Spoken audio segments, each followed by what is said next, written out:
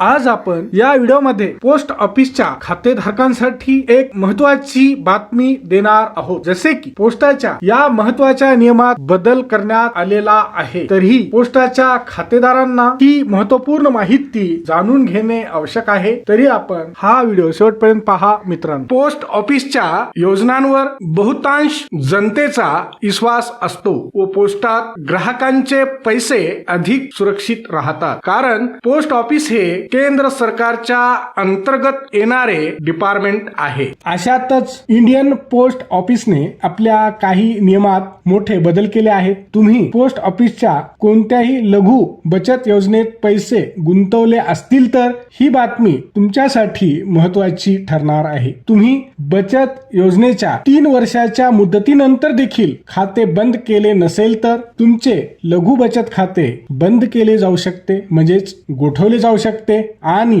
अशा खात्यांशी संबंधित सर्व व्यवहारांवर बंदी घातली जाऊ शकते। अशा स्थितीत बँकेप्रमाणेच खातेदारांना त्यांची खाती पुन्हा चालू करण्यासाठी आवश्यक कागदपत्र सादर करावी लागतील। गुंतवणूकदाराच्या पैशांच्या सुरक्षेसाठी हे महत्त्वाचे पाऊल उचलण्यात आले आहे। डाक विभागाने 15 जुलै रोजी एक आदेश जारी करून हे नवीन नियम लागू केले आहेत। अनेकदा असे दिसून येते की पॉलिसी मॅच्युअर झाल्यानंतरही खातेधारक अनेक वर्ष त्यातील पैसे काढत नाहीत किंवा ते खाते बंद देखील करत नाहीत। अशा बंद व निष्क्रिय खात्यांमध्ये फसवणुकीचा धोका अधिक वाढतो। पोस्टाच्या खातेदारांना अशा संभाव्य धोक्यांपासून वाचवण्यासाठी आणि त्यांच्या कष्टाचा व मेहनतीचा पैसा सुरक्षित ठेवण्यासाठी हे नवीन नियम लागू करण्यात आले आहेत। लक्षात ठेवा, हे नवीन नियम खालील सर्व योजनांसाठी लागू राहतील। Number 1 NSC